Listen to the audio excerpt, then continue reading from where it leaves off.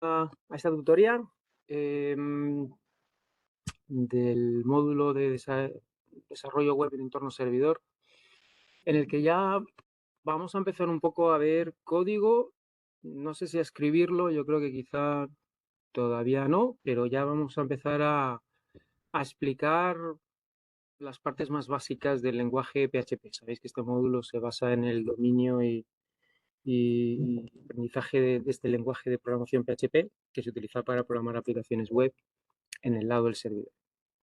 Entonces vamos a pasar también a repasar un poco todo el proceso de construcción del entorno de desarrollo que vais a montar. Está explicado en el temario, pero bueno, también lo vamos a trabajar un poquito y después, como digo, vamos a ver los básicos ya del lenguaje. Así que, bueno, empieza la tutoría a ponerse un poquito más interesante.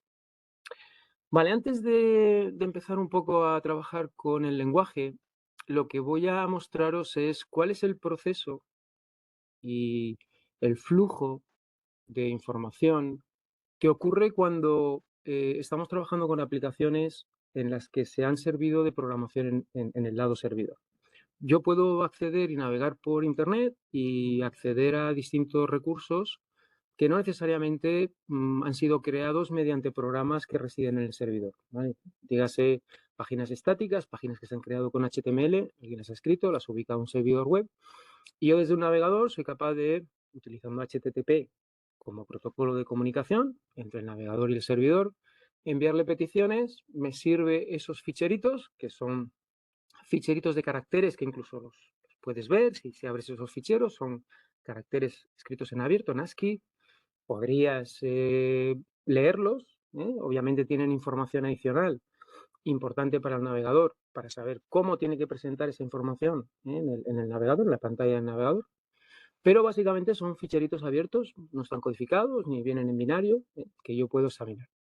Bueno, pues este HTML se visiona y en principio no hay ninguna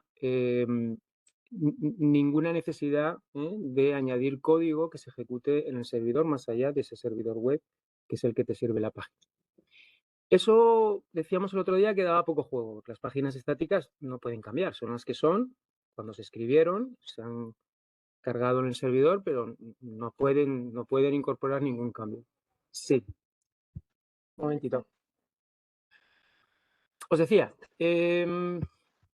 esa manera de funcionar con páginas estáticas pues es bastante limitante en cuanto a que esa información no va a cambiar y siempre me va a devolver la misma página. Imaginaros la típica aplicación de reservas de avión. Obviamente el resultado cuando yo relleno el formulario para hacer una reserva, la página que se me muestra varía dependiendo de los datos que yo haya introducido en la reserva, dependiendo del aeropuerto al que quiero salir, aquí quiero llegar. O sea que esta manera de escribir páginas estáticas no sería la adecuada. Tendría que tener tantas páginas estáticas como combinaciones de valores puede el usuario introducir en el formulario. Obviamente no es operativo. Entonces, ahí es donde viene esa posibilidad y esa evolución de la web de que se ejecute código cuando yo envío la petición y en ese momento de envío de la petición al servidor se ejecute cierto código que genere de manera dinámica la respuesta al cliente.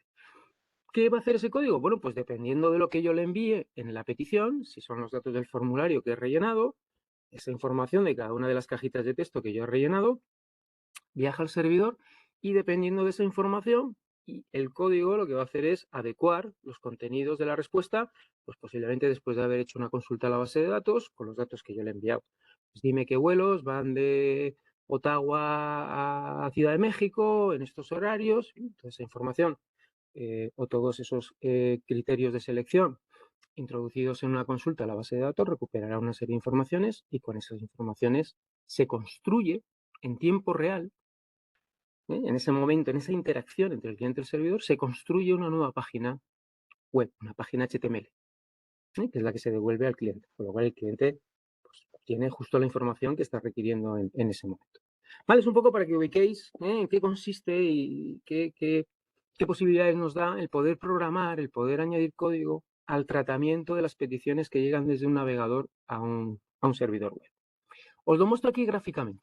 Vale, entonces, este es el navegador con el que nosotros interaccionamos con los servicios, las aplicaciones web que hay en Internet, postales, etc.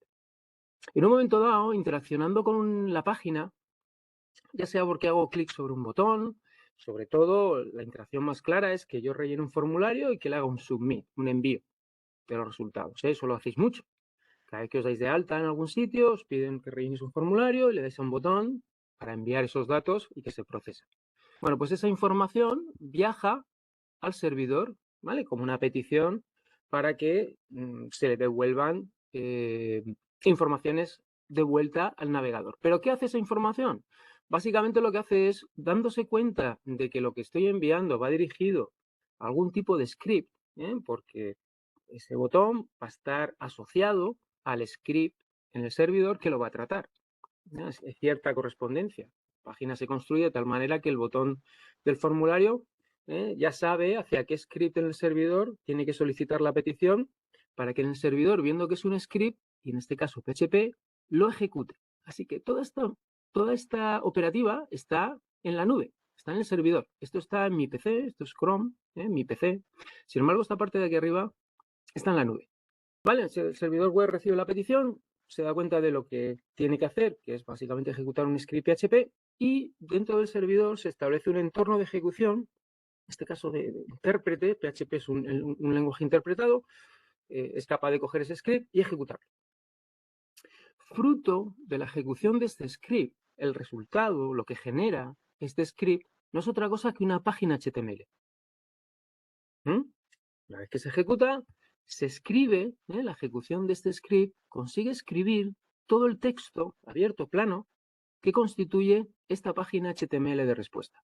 ¿Vale? Y el mismo servidor lo que hace es hacerle llegar, como respuesta a esta petición original, le hace llegar esta nueva página HTML que ha creado el script. Ningún programador, ningún diseñador web ha escrito este HTML y lo ha colocado en el servidor, sino que lo ha generado este script en tiempo real cuando lo ha solicitado el navegador. Vale, y este HTML se devuelve al navegador y, bueno, los que habéis cursado el módulo de lenguaje de marcas, pues ya entendéis perfectamente cómo ese HTML se carga y cómo se transforma en lo que visionáis vosotros en las ventanas del navegador. Vale, pues esto un poquito, nosotros nos vamos a mover aquí. Aquí nos vamos a mover, ¿no? En este proceso por el que un script se pone en ejecución y tenemos que conseguir, pues en distintos escenarios y con distintos objetivos, pues que se vaya generando esta página HTML que se devuelve al navegador. Vale, ¿cómo vamos a construir nosotros? Nosotros no tenemos un servidor web en la nube, ni tenemos toda esa configuración.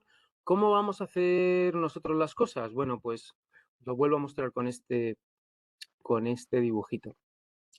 Nosotros vamos a utilizar NetBeans, ¿vale? NetBeans es un IDE, un entorno de desarrollo integrado, que lo que me va a permitir es, por un lado, me va a dar un editor para escribir PHP.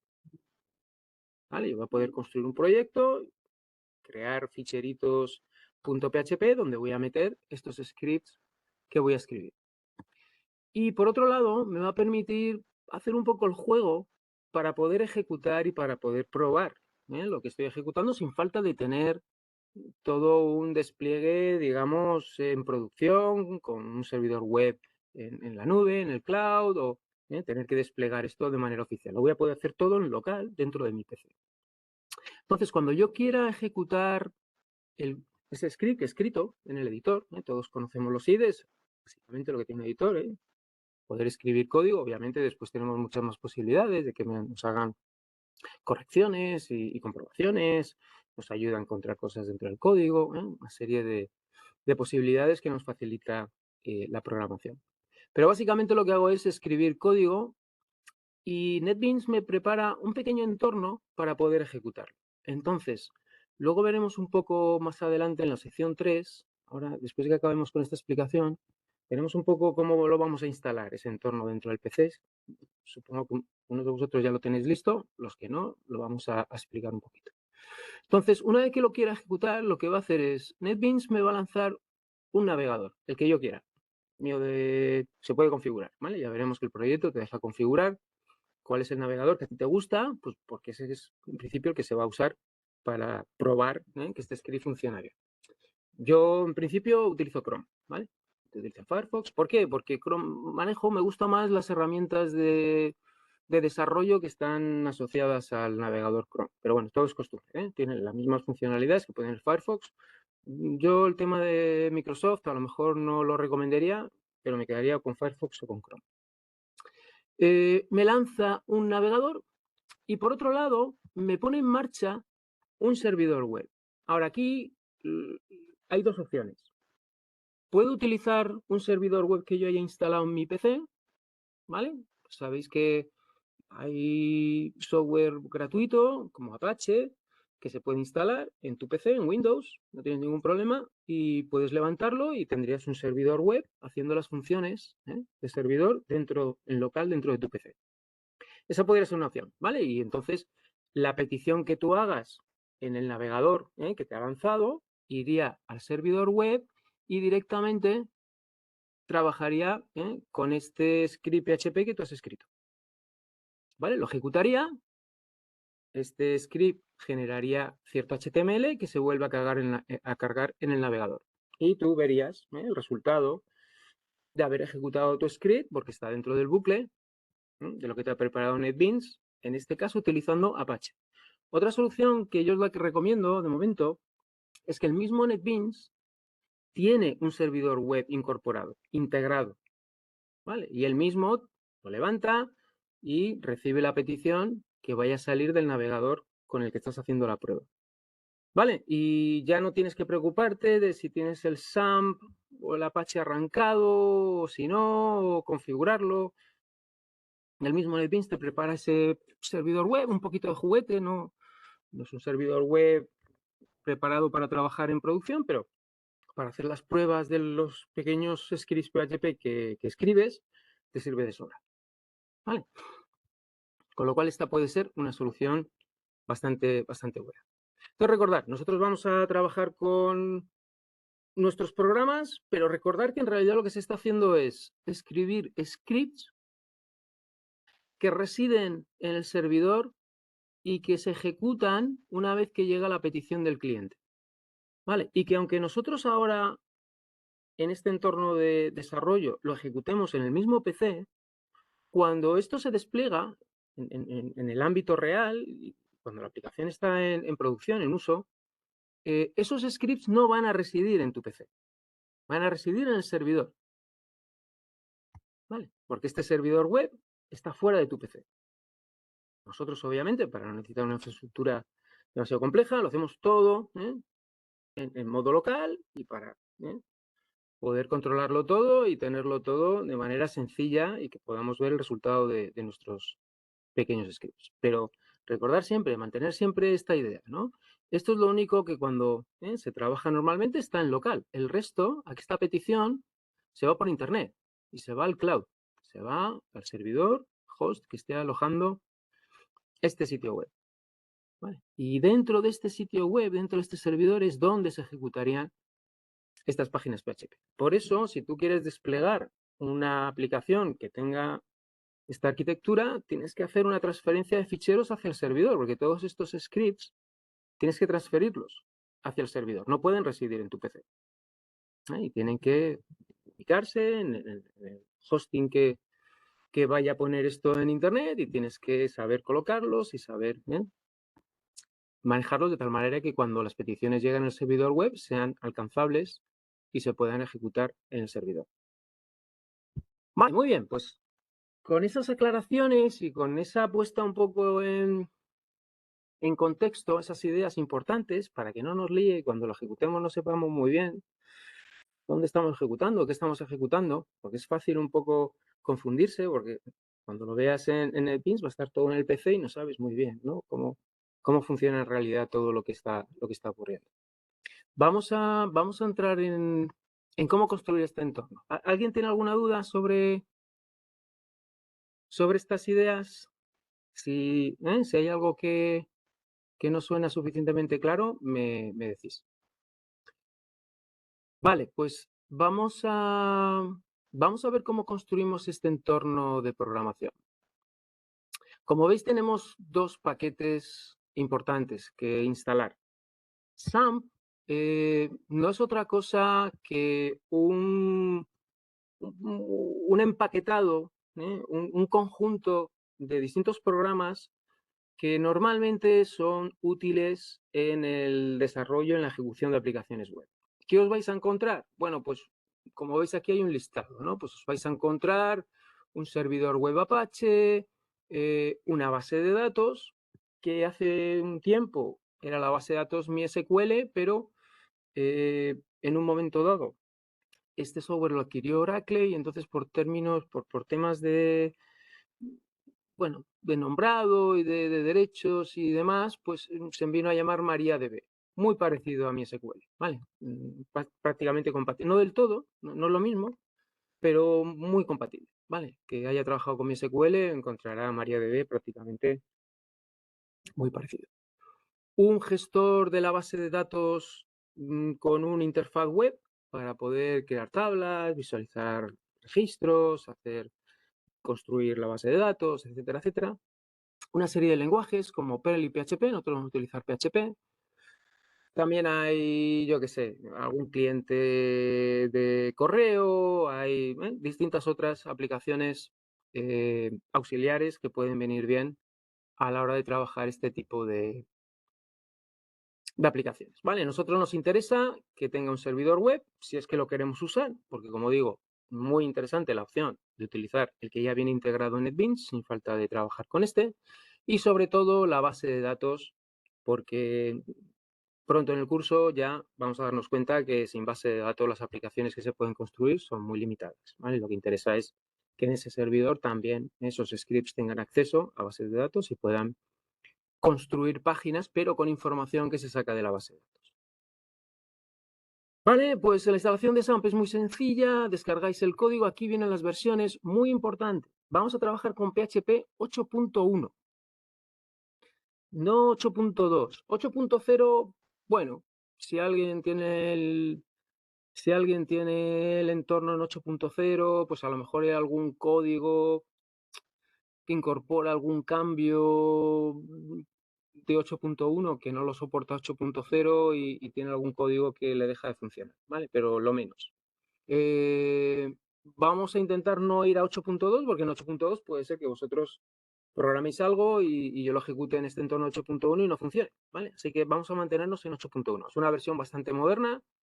Es verdad que el 8.2 ya está disponible, pero el 8.1 es relativamente moderno, ¿vale? Así que no debería de ser un código demasiado obsoleto, demasiado ya antiguo.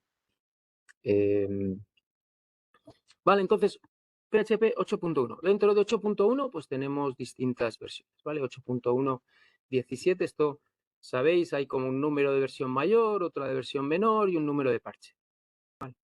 Mientras que las dos primeras sean la 8 y la 1, esto ya pues son pequeñas modificaciones, pequeñas mejoras que se han ido haciendo al intérprete, pero bueno, que obviamente son compatibles con cualquier versión de 8.1. ¿Vale? Pasáis por todo este proceso, está más o menos bien explicado. Aquí tenéis una opción de instalar bien todos los paquetes que vienen en SAMP o solamente los estrictamente necesarios. Yo aquí he marcado los estrictamente necesarios. Si alguien tiene espacio en el disco, incluso si no lo sé, yo a lo mejor por defecto instalarlos todos. O sea, no vais a tener ningún problema. ¿Vale? Si tenéis una máquina que lo aguante y qué tal, podéis instalarlos todos. Tenéis un cliente de FTP, un cliente de mail, un servidor de aplicaciones, aquellos que estén dando despliegue de aplicaciones web, en realidad Tomcat lo vamos a ver en Linux, pero bueno, si lo tienen instalado en Windows, pues a lo mejor pueden hacer alguna práctica también ellos en Windows. PHP y Perl no lo vamos a usar, pero bueno, si alguien lo quiere instalar, y aquí hay bueno, pues distintas herramientas un poco de gestión que pueden ser útiles. Como veáis, lo mínimo, como digo, es Apache, MySQL, PHP y PHP Miami, que os comentaba un poquito arriba. Vale, os dice dónde instalarlo. Yo lo instalo en C, en una carpeta que se llama SAMP. El idioma solo tenéis dos opciones, o inglés o alemán. ¿Vale? Así que ante esa tesitura, pues os recomiendo inglés, a no ser que sepáis alemán. Y nada, instalado. Posiblemente el firewall os pida alguna petición de permiso, porque quiere abrir algún puerto. Obviamente estos servidores necesitan abrir puertos porque es por donde reciben las peticiones del exterior. Le dais los permisos y os aparece esta consola. Podéis lanzar esta consola de control. Esto se llama el panel de control de SAMP. Buscáis panel de control, posiblemente os salga el programita y podéis lanzarlo desde el menú de Windows. Estos botones aquí os sirven para arrancar y parar los servicios. Podríais configurar estos programas como servicios, es decir, los servicios son programas que según arranca el PC, Windows los pone en marcha. Yo no os recomiendo que los programéis como servicios, ¿vale? Más que nada porque si no los usáis va a estar arrancado y va a estar consumiendo recursos innecesarios. Arrancarlos cuando vayáis a trabajar el módulo y necesitéis arrancar la base de datos o Apache, pues en ese momento decís start y lo trabajáis. Si no, pues en principio lo podéis parar y arrancar desde allí. Tenéis unos botones de administración, ya iremos viendo un poco a qué nos lleva. Por ejemplo, el admin de MySQL os lleva a arrancar phpMyAdmin. ¿Vale? phpMyAdmin, acordaros que es ese interfaz basado en web que me permite gestionar la base de datos. Así que cuando quiera crear tablas o cargar un esquema SQL o ver los registros, si ha habido cambios en los registros, etcétera, etcétera, pues vendré aquí a admin y podré lanzar phpMyAdmin. Vale, config me da acceso a distintos ficheros de configuración, también veremos. En el caso de Apache tengo acceso a php.ini, que es el ficherito de configuración de PHP. Y en el caso de MySQL, pues tendré también acceso a algunos ficheritos de configuración de MariaDB. Bueno, no los voy a tocar mucho. Alguna cosita sí que voy a tener que cambiar, sobre todo el php.ini, pero normalmente no vamos a entrar en muchas configuraciones del entorno. El entorno por defecto nos va a servir. ¿Vale? Y logs, distintos logs que va a ir generando estas aplicaciones. También tengo acceso mediante estos botoncitos. Vale, y aquí, bueno, pues distintas herramientas. Netstat puede ser interesante. Voy a arrancarlo ya que estoy. Ya que estoy. Para que lo veáis. ¿Veis? Este sería mi panel de control, ¿vale? El que tengo instalado. Entonces puedo ir arrancando los distintos servicios, ¿vale? En este caso se pone esto en verde, una vez que está arrancado, los podría ir parando. ¿Qué ocurre? A veces puede ocurrir que yo tenga algún software ya instalado en mi PC que ya esté ocupando, esté reservando esos puertos, los mismos puertos, a los que quiere abrir el Apache o MySQL o alguno de los servicios que están aquí disponibles. Y normalmente eso lo que genera es que cuando lo quiera arrancar me va a dar un fallo. ¿Cómo puedo ver un poquito si eso es lo que está ocurriendo? Bueno, pues aquí en Netstat veo efectivamente los puertos, este es el número de puerto que está abriendo los distintos procesos que tengo ya arrancados en mi PC. Vale, así que podría mirar a ver si hay algún 80. Este, por ejemplo, este puerto lo acabo de abrir yo cuando he arrancado Apache. El 443 también, porque es el puerto por el que llegan las peticiones basadas en SSL seguras. El 3306 es mi SQL. Vale, entonces, si yo quiero arrancarlo, ya hay alguien que ha abierto este puerto, otro software, porque he instalado un servidor mi SQL server anteriormente por otro módulo, lo que sea. Veré aquí que efectivamente este puerto ya está reservado y cuando quiera arrancar el MariaDB de SAMP me va a dar un error, ¿vale? Eso me va a dar una pista de que tengo que desinstalar el otro o efectivamente tengo que evitar que ese servicio esté ejecutando cuando yo quiera arrancar el mío. Vale, bueno, jugar un poquito con este entorno, muy sencillo, como digo. Ya cuando lleguemos a la parte de base de datos entraremos un poquito más en detalle en phpMyAdmin y en cómo funcionar, etcétera, etcétera. Vale, un momento, voy a parar porque no se necesita. Vale, vamos a Apache NetBeans, que es el IDE, y el IDE que vamos a utilizar se basa, está programado en Java. Y como está programado en Java, necesitamos un entorno de ejecución de Java, máquina virtual de Java instalada, Y en este caso vamos a instalar el JDK 17. ¿Vale? Aquí os dice un poquito cómo acceder a esos fuentes. Están en servidores de Oracle. Bueno, pues estáis con la web de descarga, la descargáis y lo ejecutáis. Posiblemente vosotros ya tendréis alguna versión de Java instalada. No pasa nada, instaláis esta. Además, podéis tener varias versiones de Java instaladas y lo único, cuando instaléis NetBeans, posiblemente os dé distintas opciones para decirle al software de NetBeans sobre qué JDK es sobre el que tiene que trabajar, donde está la ruta del JDK con el que decidís que debe trabajar. ¿Vale? Entonces, aseguraros que seleccionáis la versión 17. Vale, aquí os da cierta información de cómo configurar distintas variables de contexto, ¿vale? Variables de entorno que llamamos. Dentro de Windows, pues dónde está ubicado el JDK, el Java Home, y una serie de variables que pueden ser interesantes. ¿Vale? Seguir más o menos los pasos y podéis ir también incluirla en el path, que son todas las rutas a donde están los ejecutables. ¿Para qué se hace esto? Bueno, pues cada vez que quiera ejecutar un programita que venga con esa distribución, en vez de tener que ubicarme en el árbol de directorios en este bin, porque obviamente los ejecutables están justo debajo, pues ya directamente si pongo el nombre del ejecutable, él va a ir mirando por cada uno de ellos a ver si lo encuentra debajo de estos directorios. Si lo encuentra, lo ejecuta. ¿Vale? Con lo que me ahorro tener que hacer esa ubicación previa antes de ejecutar el programa, tener que colocarme justo en la carpeta, en este caso, de donde está ese ejecutable. Esto se llama el path, la variable path, en la que puedo poner todos estos directorios y ya directamente el sistema va buscándome el ejecutable en todas estas ubicaciones. Vale. Y seguidamente ya podemos instalar NetBeans, ¿vale? De nuevo, vamos a la página de descarga de NetBeans en la versión 19. Podría ser alguna versión anterior. Yo creo que las versiones anteriores ya no soportan 8.1. ¿Vale? A lo mejor encontráis alguna, la 12.6 o la 14 igual. Igual hay alguna versión anterior, pero bueno, yo creo que esta es ya también de las más modernas. Sabemos que soporta 8.1, con lo cual no nos vamos a complicar demasiado. Vale. Vais a pasar por aquí.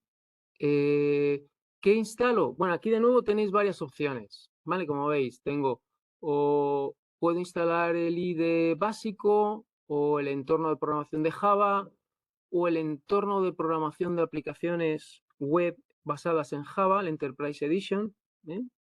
Esto es toda una arquitectura por la que podemos crear aplicaciones web, no aplicaciones de escritorio, sino aplicaciones web utilizando el lenguaje de programación Java.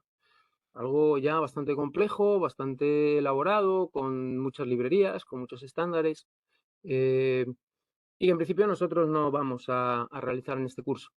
¿Vale? Pero si lo necesitáis para algún otro curso como despliegue o queréis hacer vosotros hacer alguna prueba o queréis, os interesa un poco también investigar en este tipo de desarrollo, pues instalarlo, ¿vale? Tampoco hay problema. Y luego también este tipo de proyectos. Nosotros estaríamos un poco dentro de HTML5, JavaScript, PHP. Estos elementos son interesantes porque son los que nosotros vamos a trabajar. Vale, entonces, si queréis instalarlo todo, de nuevo, si tenéis espacio y no tenéis ninguna restricción así importante, pues tirar para adelante. Si no, pues podéis darle tic a estas tres opciones que son las que en principio nosotros en este curso vamos a necesitar. Base, HTML5, JavaScript, PHP. Vale, aceptáis términos. Esto os da ciertas rutas por defecto. Como veis aquí, él detecta que ya tienes un Java instalado y ya te hace la sugerencia. Quizás si tienes varios Javas instalados, te dé a elegir, y si él no pone aquí nada, tú tendrías que ir con el browse, tendrías que ir a ubicar esta ruta a donde se ha instalado el JDK 17, que fue el que instalamos al principio, ¿vale? Para que él utilice ese entorno para su ejecución. Vale, y con esto lo dejáis que ejecute y que instale. Una vez que está instalado, ya podéis abrir os va a salir esta ventana es un poquito como de bienvenida. Yo recomiendo que le deis aquí un tick para que ya no la abra más y la cerráis. Y ya os va a aparecer el editor en blanco y ya preparado para que podáis escribir vuestros programas. Tenéis que hacer cierta configuración, ¿vale? En esto habéis instalado el IDE, pero todavía tenéis que hacer cierta configuración adicional para adecuar este IDE para programar en PHP. Entonces, lo primero que tenéis que hacer es decirle al entorno dónde está el intérprete de PHP. Es decir, dónde está, a ver si os lo recuerdo, lo teníamos aquí abajo. ¿Dónde está este programa? ¿Vale? El intérprete de PHP, que es el que va a crear el entorno que va a estar ejecutando los scripts. ¿Vale? Y ese programita se instala o viene de la distribución de Apache, del servidor web, ¿vale? Eso está muy integrado. Esto, aunque veáis aquí que son dos cosas muy distintas, en realidad está muy integrado en el software del servidor, normalmente, ¿vale? Es como un único proceso, está muy integrado. Entonces tienes que decirle a NetBeans dónde está instalado este programita que va a hacer de intérprete de PHP, para cuando él reciba las peticiones, se las pueda enviar a este entorno y sea este entorno quien lo ejecuta. ¿Vale? Y como os digo, normalmente viene instalado o viene conjunto en la distribución de SAMP que habéis instalado. Acordaros que la instalamos en CSAMP, en una carpeta que se llama PHP y el programa que hace de intérprete es php.exe. ¿Vale? Así que accedéis a esta ventana. ¿Cómo accedéis a esta ventana? De Options. Bueno, pues tenéis que ir al menú principal. Ahí va a haber, os lo voy a mostrar. Vale, vamos a ir cerrando cositas para que luego vamos a ver el código. Vale, entonces aquí, este es el IDE de NetBeans, ¿vale? Abierto. ¿Dónde vamos a configurar esta parte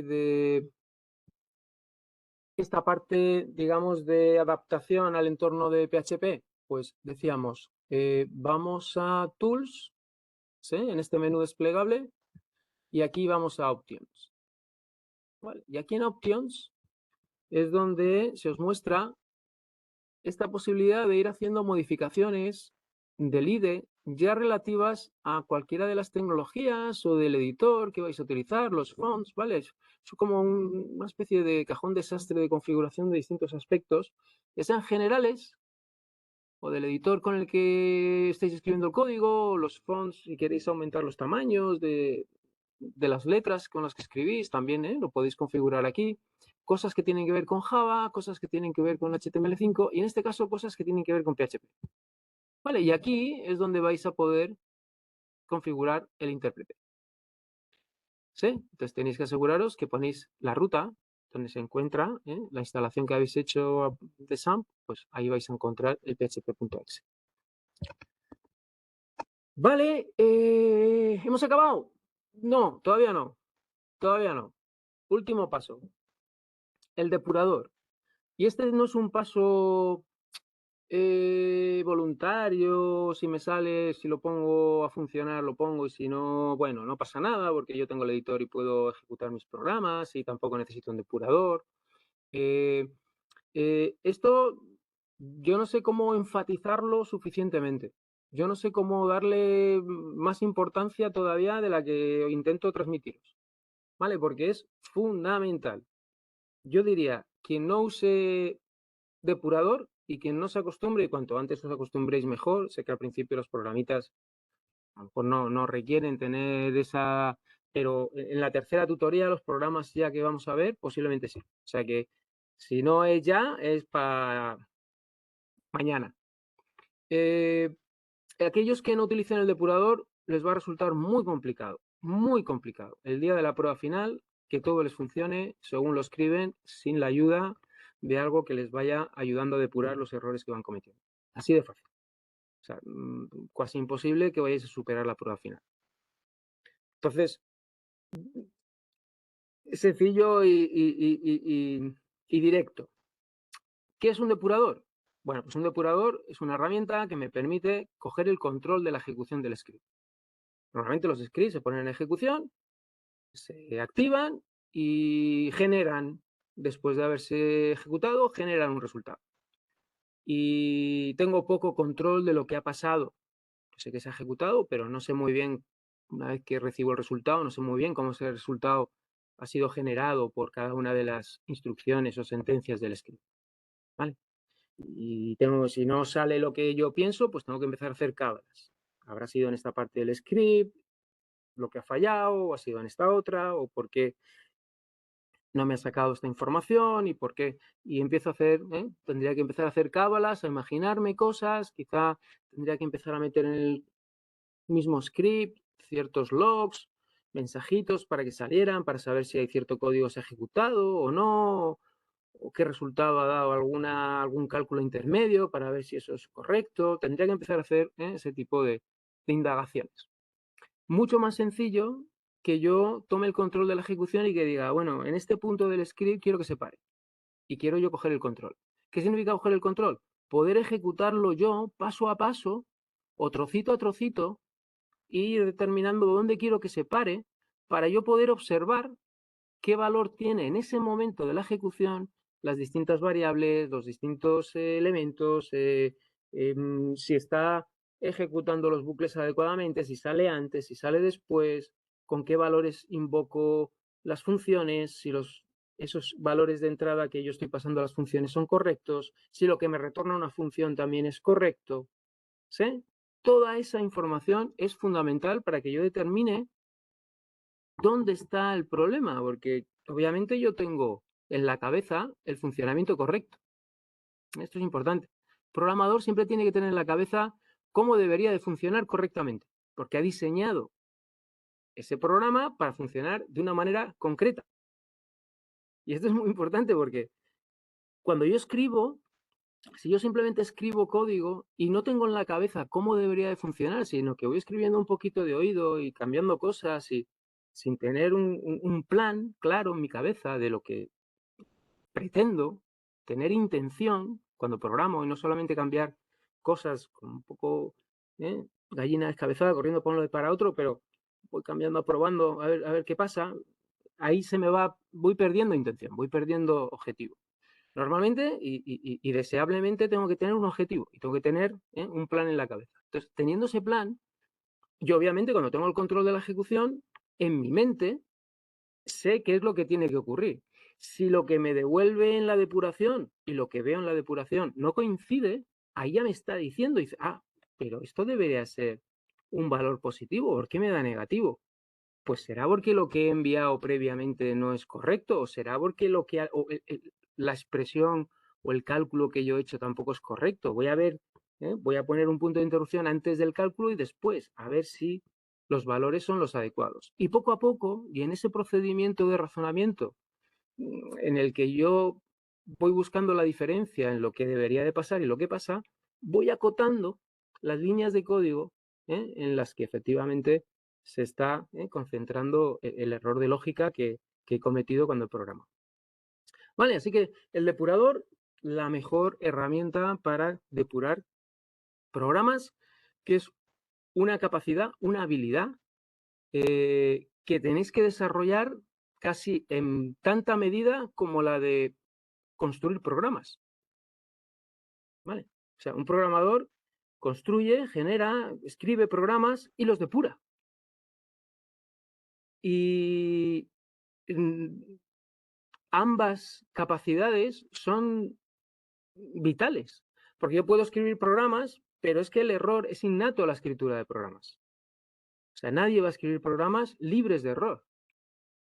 Entonces, si yo solo escribo y no tengo la capacidad de depuración, porque no estoy entrenado, porque no lo he hecho suficientemente bien o no tengo la práctica, por mucho que sepa escribir programas, como siempre voy a incorporar errores, voy a construir programas que no funcionan, porque no voy a ser capaz luego de hacerlos funcionar. Pueden estar muy cerca, a lo mejor es un punto y coma, o es un valor, una variable que tú pensabas que tenía en valor y resulta que se ha quedado en nulo.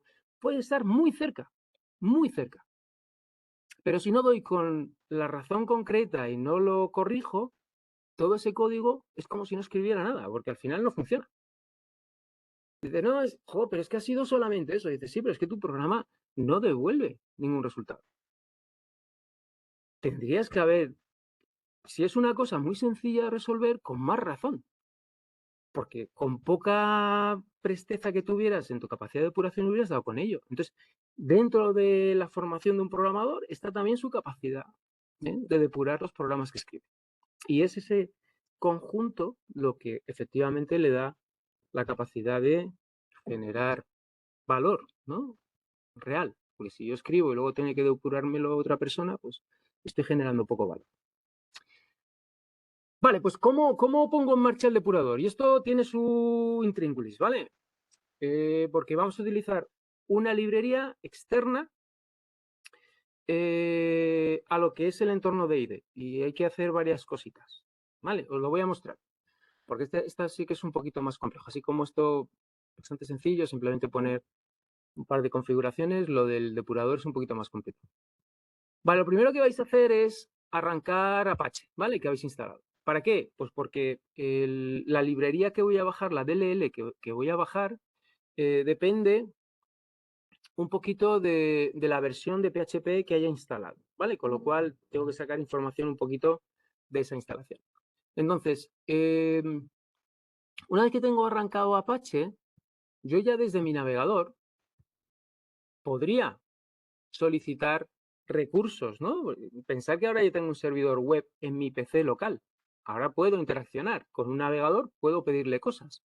Entonces podría acceder a ese servidor web simplemente con localhost. Localhost es, digamos, el nombre simbólico de la dirección interna local de tu PC. ¿Vale? Necesitaría el puerto, pero como lo he instalado en el puerto 80 y es por defecto, en principio no hay problema. Vale, y como veis me devuelve una página web. Esto probarlo, ¿vale? Cuando instaléis SAMP, probar que si metéis HTTP localhost en vuestro navegador, os devuelve una página. ¿Vale? Esto me lo ha devuelto el servidor web que está instalado, que acabo de instalar con el SAMP. Y aquí, como veis, tengo PHP Info. ¿Vale? Y esta es toda la información que tiene que ver con el entorno PHP que está activo, que se ha instalado con el SAMP. Pues la versión y un montón de librerías, si están activas, si no están activas, un montón de datos que lo utiliza vamos a copiarlo, ¿vale? Vamos a copiar todo esto, ¿vale?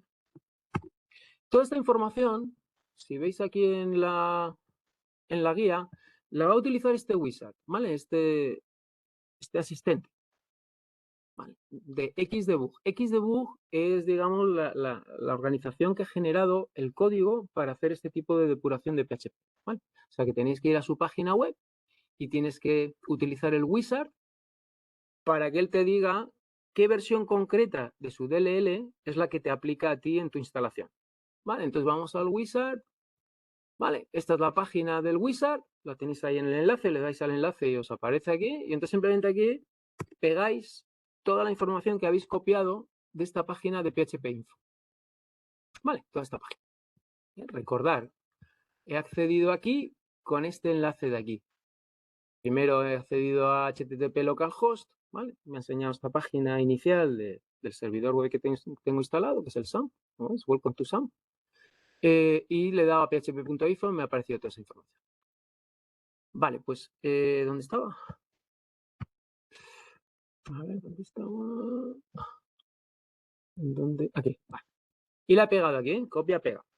Y le digo, analiza la información de mi PHP info.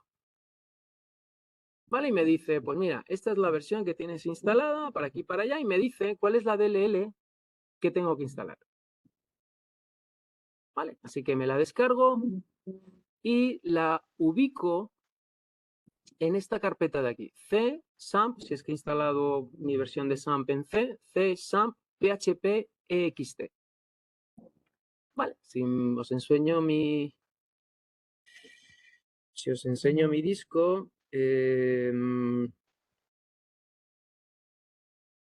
vale, si os enseño mi disco, que estoy en C, en SAMP, en PHP, en EXT, ¿vale? Y aquí están todas las DLLs asociadas al entorno de PHP de SAM. Pues tengo que añadir una más, que es esta que me descargo de Xdebug.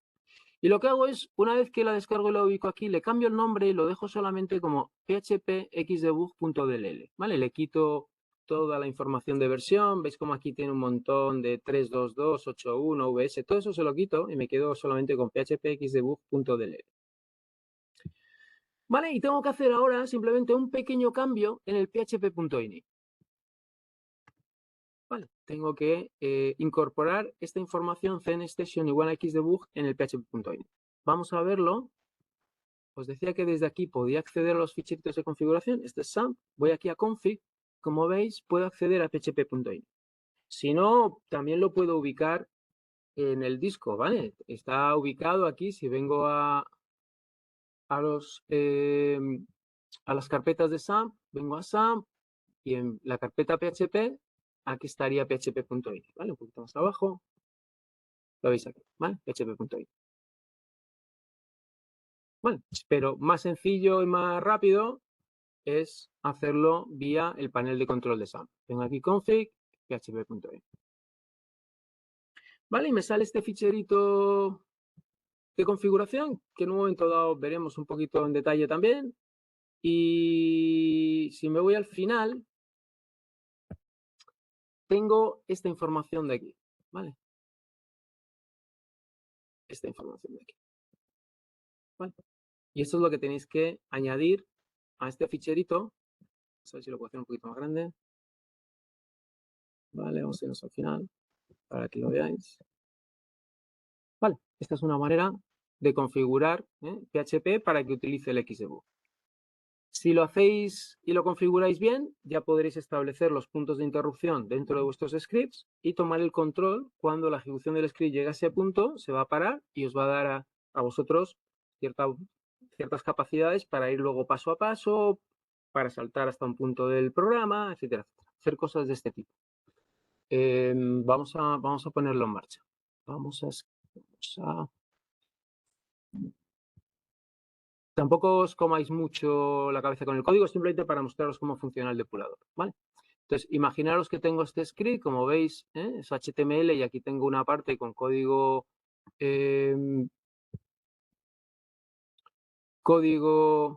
PHP, ¿vale? Si yo lo ejecuto con el depurador, vale, vamos a ejecutarlo por aquí.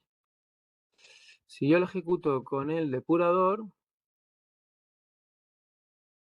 ¿veis cómo me aparece una línea verde justo donde está parado ahora el script? Le he puesto un punto de interrupción aquí, que es este puntito rojo, lo he puesto a ejecutar y se ha parado en esta línea justo en la que yo le he indicado y me ha dicho, bueno, ahora estoy parado, ahora dime qué tengo que hacer. De momento, no continúo. Entonces yo tengo esta botonera y con esta botonera tengo el control. Puedo decirle, bueno, ejecuta hasta el final, no te preocupes. Puedo decirle, quiero interrumpir la ejecución en depuración y quiero ejecutarlo normal. Esto es para parar un poco la depuración. Quiero continuar, ¿no? Línea a línea. Como veis, voy línea a línea. Y como veis, estoy en un for, es decir, estoy en un bucle. Esto se va a hacer varias veces. ¿Veis cómo vuelve? Y digo, no, pero quiero ya continuar hasta este punto. No quiero dar las 10 vueltas aquí al for, sino que quiero lanzar y continuar. Entonces, una vez que pones otro punto de interrupción en otra parte del script, pues decirle, nada, continúa hasta donde lo he marcado. Vale, vamos a quitarle este para que continúe. Vale, y directamente me salta después del for.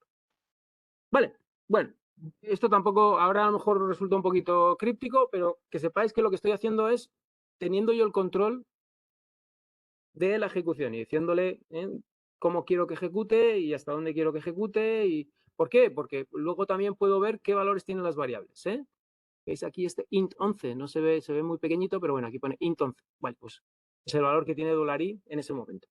Vale, puedo ver el valor de las variables, puedo ver un poquito en qué situación se está quedando los distintos elementos del script según se va ejecutando. Fundamental para que yo pueda tener pistas de por dónde van los problemas si es que me está dando problemas el script. Si lo ejecuto completamente, ¿vale? Lo que voy a tener finalmente es el resultado de la ejecución. Pensar que hasta que no se ejecuta del todo, yo no voy a obtener la página de vuelta en el navegador. No es que yo vaya ejecutando y pueda ver el resultado que se va generando, ¿eh? Yo no puedo ver que se ha impreso esta línea y luego la siguiente y luego la siguiente. Eso no va a ocurrir, ¿vale? Porque hasta que no termina de ejecutar el script que se ejecutaría en el servidor completamente, no se ha generado ese ficherito HTML, que es el que viaja de vuelta al cliente y se carga en la página como una página nueva. ¿Vale? Y entonces ya, una vez que termina el script, sí que ya generado ese HTML, viaja al cliente y puedo ver toda la página, ¿vale? Que es la que ha generado PHP. En este caso, una tabla de multiplicar. Vale, esto un poco, para que veáis. Si no habéis configurado bien el depurador, lo que va a ocurrir es que vais a poner un punto de interrupción, pero no se va a parar. Se va a quedar esto aquí como dando vueltas y no se va a parar. ¿Vale? Entonces, revisar toda la configuración, revisar la guía, a ver si ha habido alguna cosa que no nos ha funcionado hasta que podáis depurarlo todo y funcionar con el depurador. Una configuración del depurador que es interesante es no decirle que pare, esto normalmente está marcado por defecto, yo diría que que lo desmarquéis, porque tampoco hay un interés en que siempre se pare el script en la primera línea, sino que le pongáis o le pongáis vosotros el punto de interrupción donde realmente queréis que pare, ¿vale? Sin que pare en la primera línea. Si no, tendríais que decirle, bueno, venga, continúa. Estás parando en la primera línea, continúa. Pues directamente le puedes decir que pare en un punto concreto del script sin falta de que sea la primera línea. Y esta parte os puede dar algún warning diciendo que puede que la cosa no funcione bien, pero a mí me funciona bastante bien, nunca me ha dado problemas. Y esto sirve para que puedas tener este comportamiento que os enseñaba antes. Simplemente seleccionas una variable.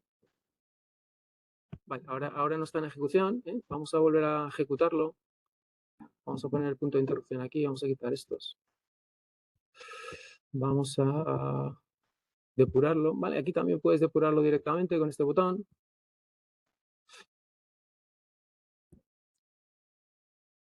Vale, no. Vamos a pararlo. Vamos a pararlo, vamos a depurarlo. Vale, ahora sí. Vale, aquí lo tengo parado, ¿sí? $i ya tendrá un valor que ha entrado con el for y ha cogido el primer valor que recibe en el bucle, que es el 1. Vale, pues esto que tenéis aquí sobreimpreso lo podéis ver gracias a esa configuración, ¿vale? De evaluate balloons. Vamos a volver a mostrarlo. Vale, en PHP, en debugging, poner este tick, watches on balloon evaluation. Y es muy cómodo porque si no tendríais que venir aquí al valor de las variables, ¿vale? Las variables las podéis consultar aquí abajo y también podéis acceder a los valores de las variables en cada momento, ¿vale? $i vale 1. Vale, como veis, también, pero es mucho más cómodo pues ir directamente, simplemente si os situáis y seleccionáis el nombre de la variable, pues directamente os sobreimpone el valor, mucho más cómodo. Vale, pues los que no tengáis el depurador, pues tarea para la siguiente tutoría, poner este depurador a tono. Y con esto termino la sección 3, ¿vale? Termino la sección 3. Ya entendemos un poquito qué es lo que estamos haciendo cuando ejecutamos scripts PHP y ya entendemos cómo construir el entorno de desarrollo soportado por el curso. A lo mejor hay personas que han programado ya en PHP y tienen otro entorno. Yo lo respeto, pero tienen que estar muy duchos en ese entorno porque todo lo que se haga aquí se va a trasvasar a sus entornos y tienen que saber cómo hacerlo. Cómo montar la conexión con la base de datos, cómo administrar esa base de datos, etcétera, etcétera. ¿Vale? O sea, si hay dudas con un entorno que se sale de aquí, nosotros en principio nos especializamos en este y quizá nos supiéramos darle instrucciones si es que cambiáis de entorno. Vale, ¿alguna duda? ¿Estáis ahí, no? Sí, lo único Vale. que a mí no me sale, por ejemplo, no sé por qué, ¿El qué? el ¿El qué no te debug. sale? El depurador. ¿Y has puesto la DLL y has configurado el php.ini? Lo único que... no sé si puedo compartir un momentito. Tendría que darte permisos, yo creo. O quizá no. Mira a ver si puedes. A ver, yo creo que sí, que Un tengo que dar momentito, no se puede. permisos. Dame un segundito. A ver si puedo darte permisos. Dame un segundo. ¿Yo qué quiero? Dame un segundito. A ver. Antes.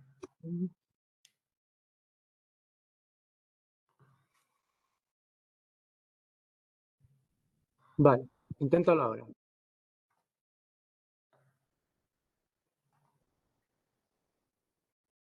Sí, a ver, ahora me dejan.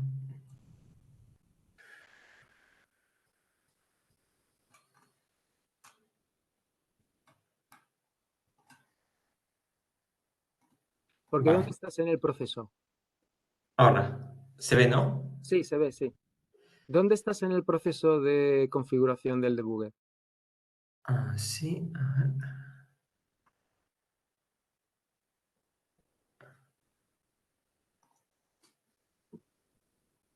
Sobre todo, ¿has instalado la DLL en el sitio que te indica? Sí, porque digo, porque antes me ha salido y ahora no me sale. Es que no sé por qué. Es que antes he dado exactamente, pero no me acuerdo cómo le he dado y no me sale igual. Cuando doy aquí ¿cómo se llama? Pincha sobre la línea 13, a ver. Ahí, ahí. Ah, vale. Ahí ya tienes el punto de interrupción. Con lo cual, si le das al depurador y está bien configurado, debería de pararse la ejecución ahí. Para ejecutarlo, puedes ir al Hola Mundo y con el botón... No, ese no, el de al lado. Ese. Ahí lo tienes. Se ha parado. Vale, eso no me salía arriba, por eso digo, a ver, ¿por qué no me sale? Pues ahora Vale, ya te sale. vale, perfecto, perfecto. Pues solo Vale. eso. Gracias. Nada. Vale, pues entonces voy a seguir compartiendo. Vale, pues voy a seguir compartiendo.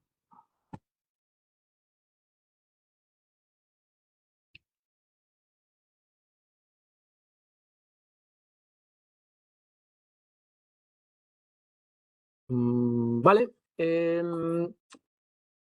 Pues vamos a continuar, ¿vale? Vamos a continuar un poquito.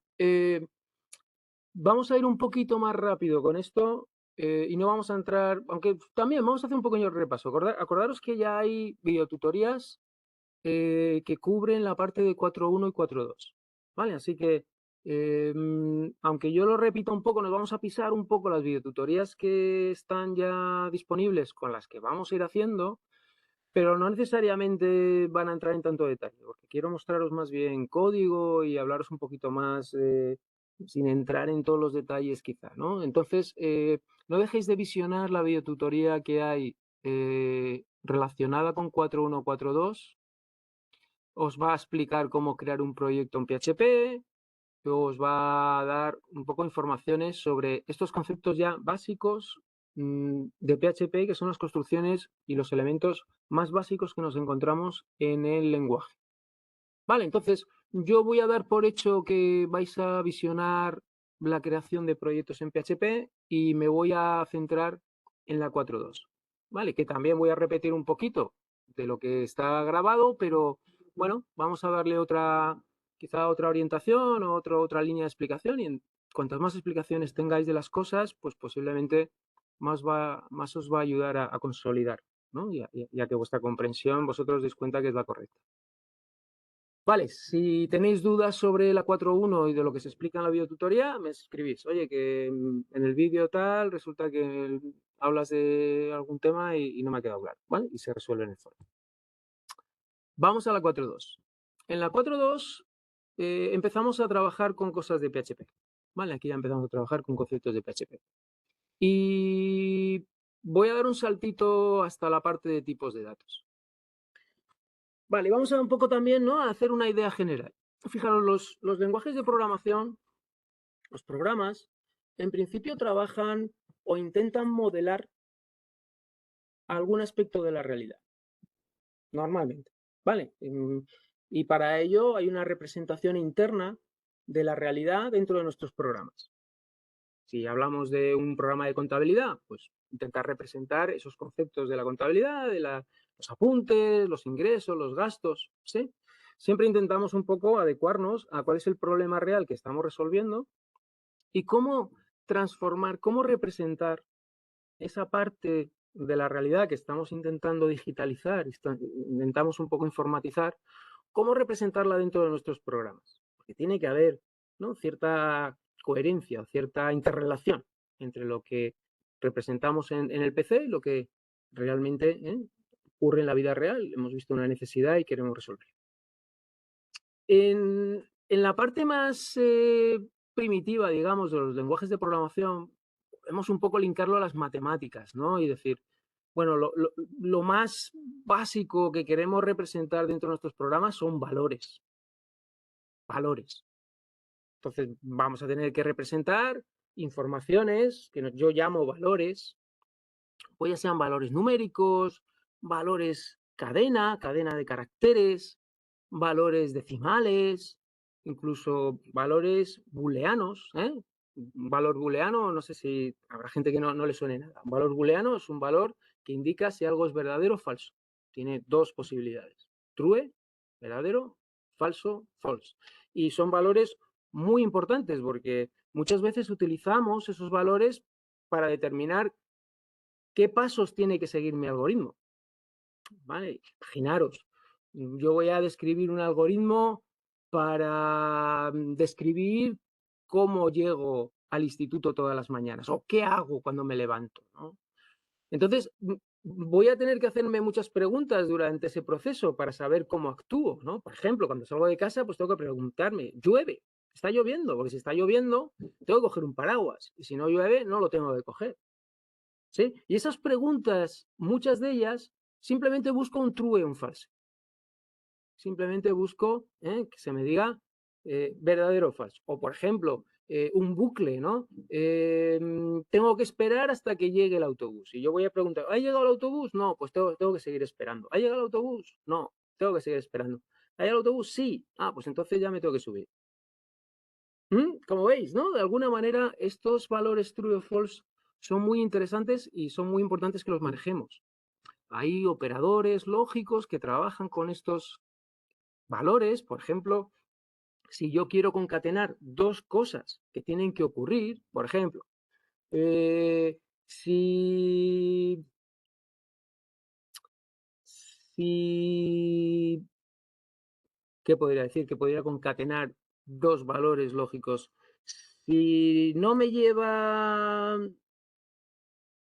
algún familiar, mi padre, si no me lleva a mi padre y, y no es muy tarde y todavía tengo tiempo, pues decido ir andando. Fijaros que son dos cosas, ¿no?, las que tienen que ocurrir. Que no me lleve mi padre y que además tenga 10 minutos de margen antes, o 15 o 20 o media hora, y que me permita ir andando en vez de tener que ir en autobús. ¿Vale? ¿Veis que concateno dos? Y si ocurre esto y lo otro, si las dos me dan true, pues entonces puedo realizar una serie de acciones porque estoy en ese escenario.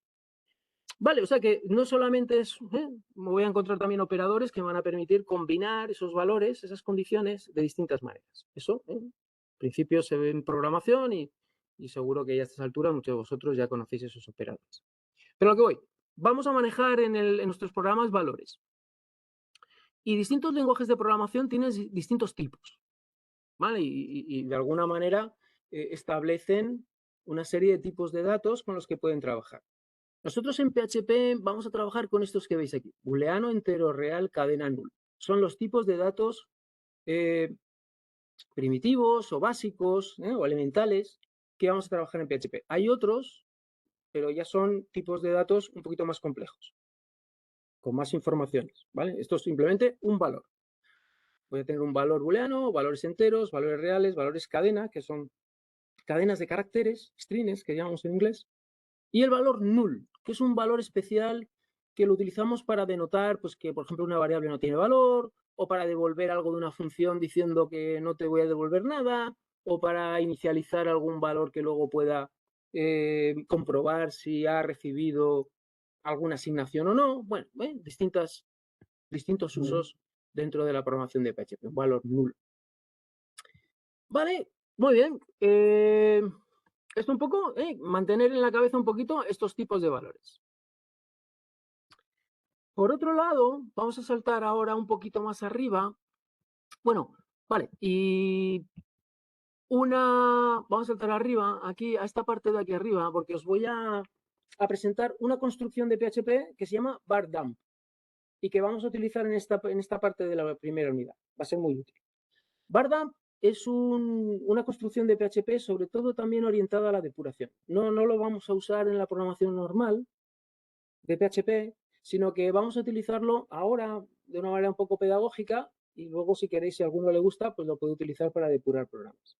¿Cómo funciona bar_dump? Bueno, bar_dump yo le doy una expresión o un valor, en este caso un literal, y él me devuelve diciéndome de qué tipo es y cuál es el valor que representa.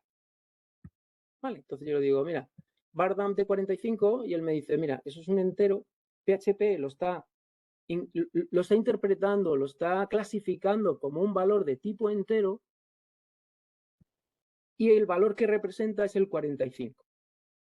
¿Vale? Fijaros que si le doy hola, entre doble comilla, él me dice, vale, PHP lo está categorizando como un tipo de dato string y representa esta cadena de caracteres hola. Fijaros que representa lo mismo, obviamente, ¿vale? Porque estos son literales. Ya veremos distintas maneras en las que los valores se pueden representar dentro de un programa. Pero lo más sencillo es representarlo en realidad el mismo valor con algo que literalmente vale ese valor. Y nosotros estamos acostumbrados a que el 45 literalmente representa al entero 45. Vale, así que verdad nos va a ayudar mucho en un momento dado si tenemos dudas de qué es lo que PHP interpreta con algo que nosotros le damos y decimos, pues esto en realidad es este valor. Vamos a volver a los tipos de datos. Los tipos de datos, hay muchos lenguajes que utiliza tipos de datos fuertemente o se denominan fuertemente tipados. ¿Por qué? Básicamente yo cuando defino una variable en esos tipos de lenguajes, por ejemplo Java, aquellos que habéis trabajado con Java lo entendéis perfectamente, cuando yo declaro una variable, cuando yo declaro esa cajita donde voy a meter valores, luego hablaremos de variables, establezco un tipo y digo, va a ser una variable de tipo entero. Y en esa variable no voy a poder meter ninguna otra cosa que no sean enteros. Vale, ya cierro un poco la posibilidad de poder utilizar valores que no sean del tipo del que estoy declarando la variable. Sin embargo, PHP no es fuertemente tipado, es lo que llamamos dinámicamente tipado. Dinámicamente tipado. Y es muy laxo. Te permite todo tipo de situaciones que en Java el compilador te diría, no, estás haciendo una cosa muy extraña porque estás, por un lado, diciendo que esta variable solo admite este tipo de datos y por otro lado le estás intentando asignar a esa variable un valor que es de un tipo de dato distinto.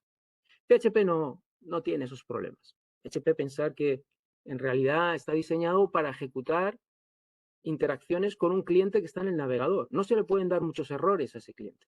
No pueden petar mucho los programas. Entonces PHP intenta por todos los medios que las cosas no den errores. Y una de ellas es dejarte, en principio, trabajar con los tipos de una manera más laxa, más flexible. Entonces, en principio, como veis, yo puedo utilizar una variable y ¿qué hace PHP? Bueno, PHP lo que hace es tener conciencia en cada momento de qué tipo son los valores que maneja, por la pinta que tiene el valor. O sea, no quiere decir que PHP no tenga tipos. Lo único que digo es que los programadores no tienen que ir declarando de qué tipo son las cosas. PHP lo intenta deducir de la pinta que tienen los valores. Dice, esto tiene pinta de un valor entero, pues le voy a dar un tipo entero. ¿Vale? Y el mismo PHP va de alguna manera caracterizando los valores con los que trabaja de los tipos que él piensa que son los más adecuados para etiquetar ese valor. Sí, es un concepto muy importante, ¿vale? PHP dinámicamente tipado y es el mismo intérprete el que viendo el valor decide de qué tipo son. Con lo cual yo no tengo que estar declarando tipos asociados a variables, etcétera. Vale, importante. Por eso, ¿verdad? Me viene bien, porque a veces, no sé, digo, no sé, a lo mejor este valor quiero saber realmente qué concepto tiene PHP de él, qué tipo de caracterización le da. Y Pardam me lo va a decir. Oye, esto es un entero, esto es otro entero, negativo. Esto es otro entero, en realidad, octal. Fijaros, ¿eh? Ahora vamos a ver ejemplos de esa manera de escribir el mismo número de distintas maneras. Son todo literales, y PHP de alguna manera sabe que se refiere a un número entero, pero puedo escribirlo de distintas maneras en distintos sistemas de numeración. Vale, bueno, pues hasta aquí un poco la presentación de los tipos de datos en PHP, dinámicamente tipado. Básicamente, PHP en cada momento es capaz de, por la pinta que tiene o cómo lo quiero operar, intentar un poco adecuar los tipos a algo que funcione. Voy a presentar otros tres conceptos y ya pasamos a ver código. Concepto de literal, concepto de constante y concepto de variable. Tres conceptos que aparecen en todos los lenguajes de programación. Esto no es exclusivo de PHP. ¿Vale? Todos los lenguajes tienen estos tres conceptos. Y son tres maneras, de alguna manera, de poder incorporar valores dentro de mi programa. Acordaros, los programas siempre van a trabajar con valores. Y los puedo representar de distintas maneras. Aparte que tengan distintos tipos, los puedo de alguna manera manejar de distintas maneras. La manera más sencilla de manejar un valor y de representar un valor dentro de mi programa es utilizando un literal. ¿Por qué se llama literal? Pues porque básicamente, literalmente te está diciendo a qué valor representa.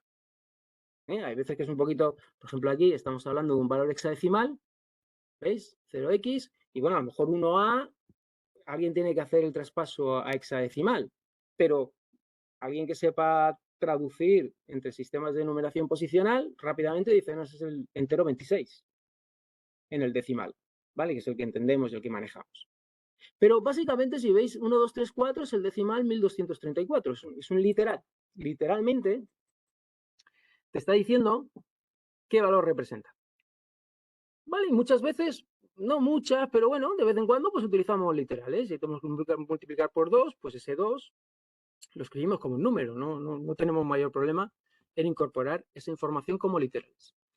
En PHP vamos a tener literales pues de los tipos que presenté antes, literales de tipo entero, literales de tipo decimal, literales de tipo booleano, literales de tipo cadena y null. ¿Vale? Null también es un valor literal que podemos utilizar en cualquier momento. Aquí tenéis ejemplos de literales, vamos a ver más ahora. Vamos a ver más. Literales enteros, literales decimal. Fijaros que podemos utilizar notación científica, 7 por e elevado a la menos 10, perdón, por 10 elevado a la menos 10, ¿vale? También podemos utilizar este tipo de notación para poder abrir la magnitud de los números que manejo, tener una representación interna distinta, estos números en coma flotante, pero me permite trabajar con números mucho más grandes y también mucho más pequeños. ¿Vale? Pierdo un poco, digamos, de precisión, porque hay números en el medio que no soy capaz de representar, pero al mismo tiempo me permite aumentar los mínimos y máximos con los que puedo trabajar.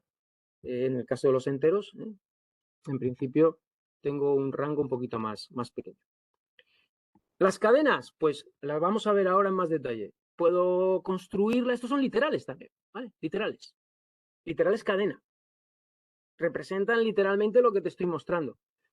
Ya veremos que puedo construir estas cadenas de una manera un poquito más elaborada que simplemente escribiendo la cadena de caracteres.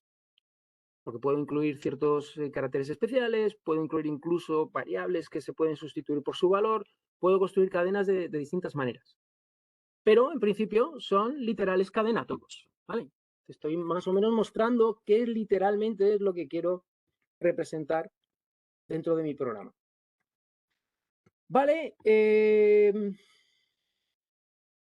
hasta aquí los literales. Y los literales booleanos. Dos valores nada más. true o false.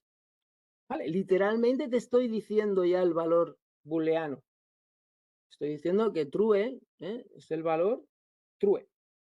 Y otras veces hablaré de expresiones lógicas y habrá que aplicar operadores y finalmente esas expresiones se evaluarán un valor booleano true o false, pero primero tengo que evaluar la expresión. Es como cuando yo digo, bueno, tengo varias maneras de expresar el número 6. Lo puedo expresar con el literal 6 o lo puedo expresar con la función, con el operador 2 por 3 y la operación 2 por 3, ¿no? 2 por 3 también es 6. Y de hecho, cuando lo quiera usar, el programa posiblemente evaluará esa expresión aritmética, 2 por 3, y finalmente llegará a que esa expresión tiene el valor 6. Lo mismo que he llegado si directamente pongo el literal 6. ¿Sí? ¿Veis? ¿No? En principio, las cosas se representan directamente por el literal o puedo construir expresiones que como una expresión aritmética se va a ir evaluando. Acordaros de cuando íbamos al cole y teníamos que hacer 2 por 3 dividido por 4 menos 6 entre paréntesis dividido por 8. Teníamos esa ristra un poco de operaciones, operadores y operandos mezclados y teníamos que ver cómo podíamos ir reduciendo la evaluación de esa expresión aritmética en número. Finalmente decía, pues esto 22. Vale, pues el valor 22 se representa en el programa, o se puede representar con el literal 22 o con toda esa expresión. Al final, el programa lo que va a hacer es, aunque si es la expresión, va a ir reduciéndola hacia el valor final, resultado de la evaluación, y si le das ya el literal 22, pues trabajo que le ahorras, pero el número que va a obtener es el mismo. Vale, vamos a las constantes. ¿Qué concepto, qué idea está detrás de una constante? Bueno, los valores, aparte de poder expresarse de esa manera, ¿no? Como un literal, se pueden almacenar, se pueden guardar en ubicaciones, en cajitas. ¿Vale? Mi programa, una de las construcciones que tiene la programación estructurada o la programación en principio, sí, estructurada, procedural, es poder meter valores en pequeñas cajitas, ¿no? En las que luego voy a poder acceder a ellas en la ejecución del programa y voy a poder utilizar esos valores que están ahí guardaditos, ¿vale? Una especie de como cajoncitos donde puedo meter valores.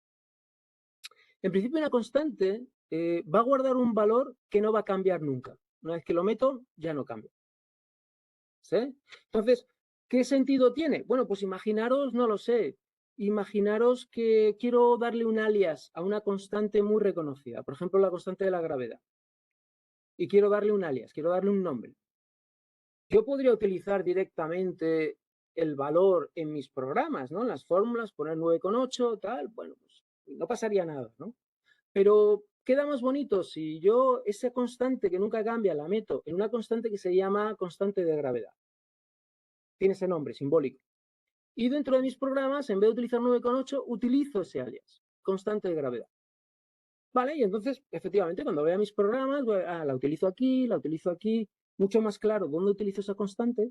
Y tampoco es necesario que vea el 9,8, que es un número que se queda por ahí un poquito difuminado. No, mejor ver ese valor simbólico, ese alias, que yo le doy a 9,8. Perfecto, no, un buen uso de una constante en un lenguaje, en un programa. Otro uso es, imaginaros que tengo mi programa construido de tal manera que tiene cierta flexibilidad para ajustarse a ciertos valores de configuración. Imaginaros que juego al 3 en raya o al une 4, pero que mi programa está muy bien programado y en cualquier momento, si me cambias el valor en vez de 4, yo te puedo dar una funcionalidad de une 5. Tú me dices cuántos quieres unir, esto de poner 4 seguidos, ya sea diagonal, ya sea de arriba 4 fichas. Tú me dices cuántos y mi programa va a funcionar, con 4, con 5, con 6. ¿Sí? Es como un parámetro de entrada al programa y el programa se autoconfigura. Pues si tú le dices, no, yo quiero jugar con 4, pues te establece el juego con 4. Si le dices con 5, con 5. Vale, ese valor 4 o 5 seguro que va a aparecer dentro de tu código, porque tendrás que hacer búsquedas y mirar mientras haya 4 elementos unidos. O sea, va a aparecer ese valor, que es el que efectivamente va a permitir que el comportamiento sea el que tú le pides. Si no usaras una constante, imagínate, y yo en un momento dado te cambio del 4 al 5, tendrías que ir a buscar la ubicación de todos esos 4 que has usado dentro de la lógica de tu programa y cambiarlo al 5 para que funcionara con 5. ¿Vale? Y a lo mejor lo tienes en 3 funciones, en 2 condiciones de alguna parte de tu script, lo tienes repartido por ahí. Con lo cual, sería complicado, a lo mejor se te escapa alguno, ¿no? Y el programa deja de funcionar, porque por unos sitios sí que has cambiado la constante de 4 a 5, pero en otros lados no. Sería complicado. Mucho más fácil establecer una constante al principio de tu programa, llamarlo longitud de la línea, ¿m? Darle el valor 4 y a partir de ahí en tu programa, en la lógica, utilizar longitud de la línea en vez del 4. ¿Vale? Tienes en todas las ubicaciones donde has necesitado utilizar ese valor de configuración. Si en un momento dado ese valor cambia y alguien lo cambia del 4 al 5, solo lo tiene que cambiar en esa relación, en esa asociación que has hecho al principio de tu programa cuando has definido la constante. En vez de darle el valor 4 a la constante, das el valor 5. Y ya en todos los sitios donde esa constante se usa, ya se va a usar con el valor de 5. Con lo cual, mucho más fácil de cambiar, más seguro a la hora de que tú estés tocando el código aquí y allá, y mucho más conveniente. Otro uso de las constantes. ¿Mm? Muy importante, las constantes. Una vez que le das un valor, tú no puedes reasignarle el valor y cambiarse. Si has decidido que la constante del juego, cómo vamos a jugar, es 4, tú no puedes, durante la ejecución del script, decirle, no, ahora le voy a cambiar el valor de 4 a 5. Eso no se puede. Por eso se llama constante. Una vez que le das el valor, ese valor no cambia. Vale, vamos al último concepto de hoy. Concepto de variable. Las variables son ya cajitas, de nuevo, cajoncitos que tengo a mi disposición en la ejecución del programa, y ahí sí que puedo meter valores y cambiarle los valores según se va ejecutando el script. ¿Vale? Y voy a necesitar variables. Imaginaros que estoy buscando no sé, en un fichero estoy buscando la cantidad de artículos, los, las que existen, ¿no? En el texto de ese fichero. Bueno, pues yo voy buscando, voy leyendo línea a línea, luego en cada línea voy mirando si empieza alguna letra con L, si después va en la, si hay blancos alrededor, voy haciendo todo ese tipo de comprobaciones. Si encuentro alguna parte de la línea que tiene el, en algún sitio tengo que guardar la información de que he encontrado una nueva instancia de ese artículo y tengo que incrementar en 1 ese contador. ¿Vale? Tengo que tener un acumulador que me va diciendo, he encontrado 1. Cuando encuentro otro, tengo que incrementarlo en 1. Y entonces ya va a tener el valor 2, el 3, el 4. Y según voy encontrando, según voy procesando el archivo, pues esa variable, ese cajón, va a ir adquiriendo valores sucesivos hasta que termine de procesar todo el archivo. ¿Qué tengo que hacer al final? Pues imprimir al usuario el valor de ese cajón, de ese cajoncito en el que he estado ahora 3, ahora incrementar el 1, 4, ahora incrementar el 1, 5, y ahí es donde tengo la solución al programa que está calculando el número de apariciones de un artículo en un fichero. ¿Vale? Entonces, voy a necesitar variables siempre. Voy a necesitar siempre dónde guardar ciertos valores y que yo, el programa, pueda ir asignando, mutando, le llamamos mutando, el contenido de esa posición, dándole valores distintos. Hasta que llego al final del programa y posiblemente al final del programa poder acceder de nuevo al contenido de esas posiciones para poder informar al usuario, ¿no?, del programa mediante algún mensaje o, en este caso, en PHP, incorporando esa información a la página de cuál ha sido el resultado final de la ejecución de la lógica del programa. Vale, y esos son las variables, muy importantes. Y de momento, en esta unidad vamos a trabajar con estos conceptos. En la siguiente vamos a trabajar con operadores que van a operar sobre valores, ya sea representados con literales, representados dentro de constantes o representados dentro de variables, ¿vale? Y un operador. Operador, pues hay aritmético, más menos por dividido, hay lógicos, and or not, hay de cadena, concatenación, hay un montón de operadores y funciones a las que podemos darle valores, como digo, representados ya sea por literales dentro de constantes o dentro de variables, y vamos a ver qué posibilidad tenemos de construir expresiones que una vez que se evalúan me dan el valor que yo quiero. Y dentro de esa dinámica vamos a coger fluidez con el primer modelo de programación que os voy a presentar en PHP. Os voy a presentar 3 modelos de programación y tenéis que dominar los 3. El primero es basado en expresiones. No vamos a tener estructuras de control, algoritmos demasiado complicados, simplemente vamos a construir expresiones como hacíamos en el cole con las expresiones aritméticas, con las funciones de física. Por claro, las funciones de física que eran un poquito más complejas. ¿Vale? Calculábamos la distancia entre dos planetas o el grado de atracción. Bueno, pues eso era una expresión. Al final era multiplicar varios tal al cuadrado dividido por no sé qué dimensiones. Bueno, pues vamos a construir ese tipo de expresiones porque en PHP es muy común que esa página dinámica que se crea pueda construirse simplemente manipulando los valores de entrada, lo que alguien ha introducido en el formulario. Imaginaros que yo introduzco mis datos de la fecha de nacimiento, simplemente. Pues puede ser que la página que se me devuelva incorpore el dato de mi edad actual, que se puede calcular, ¿no? Con la fecha de nacimiento y la fecha del momento a la que el ordenador tiene acceso dentro del script, puede hacer el cálculo de cuál es mi edad actual. Eso se puede generar con una expresión, con un cálculo. De hecho, en la tarea, cuando la leáis, está justamente el poder escribir esa expresión. No hace falta elaborar lógica demasiado compleja ni estructuras de control. Simplemente escribiendo una expresión, conociendo los operadores que están a mi disposición en PHP, puedo construir algo que cuando se evalúe, tomando los datos de entrada de mi mes de nacimiento, día de nacimiento y año de nacimiento, pueda resultar en un número que corresponde a mi edad actual, en años.